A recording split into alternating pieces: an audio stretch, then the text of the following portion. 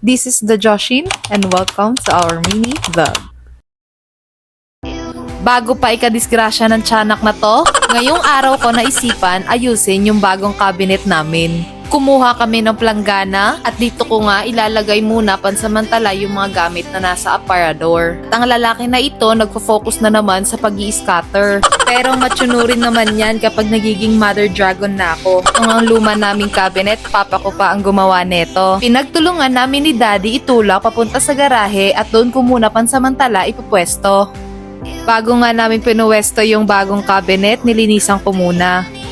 Pinatuyo ko muna at saka na namin pinuwesto ni daddy yung bagong cabinet. Nakaloka, puro pwesto. Kahit sarili ko, hindi ko alam kung saan ko ipupwesto. Pinakamasarap sa lahat ay yung mag-unbox ka ng gamit na binudol ko sa asawa ko. Hihi.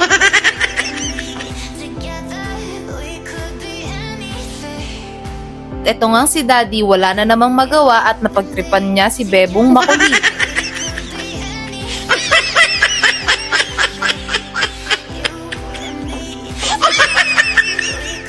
Pinunasan ko yung magkabilang salamin at sabi ko kay daddy, tulungan niya ako.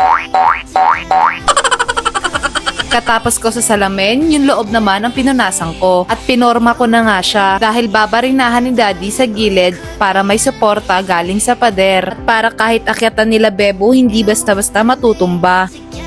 Dito ko nga sa ilalim nilagay yung mga gamit na hindi po pwedeng mahawakan ni Bebo. Nilabas ko na nga ang mga groceries namin na pansamantala ko nilagay sa Tupperware. Simulan natin sa right side. Dito nga sa second layer, nandito ang coffee corner ni Daddy. Flex ko na rin yung regalo sa akin ng best friend ko. Sis, thank you! Love you! Pero bakit isa lang? Charis.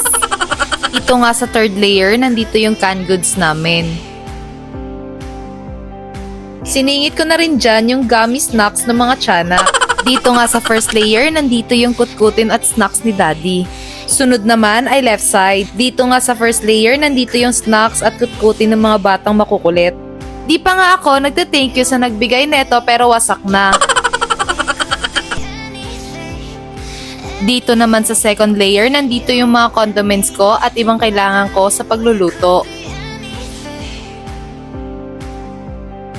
Kumuha nga ako ng Tupperware at dito ko nga nilagay yung iba ko pang seasoning. Dito ko na din nilagay yung pasta na binigay sa amin. Itong tiyanak na to, dinadagdagan pa yung kalat na liligpitin ko. Sunod naman ay hinugasan ko at pinunasan ko yung mga plato at final ko rin ng maayos. Ito lang talaga yung ginagamit namin araw-araw at yung ibang gamit na hindi naman namin ginagamit ipamimigay ko na lang. Sunod nga ay itong mga utensils namin. Dito ko sana balak ilagay kaso wala pa kaming utensils tray. Oh, hindi ko po ipamimigay yung alak dyan, gamit lang po. Yes po, ito po yung mga ipamimigay ko. Charan! Oh, diba? Ang ganda na at malinis. Oh, siya, hanggang dito na lang. See you on our next vlog. Bye!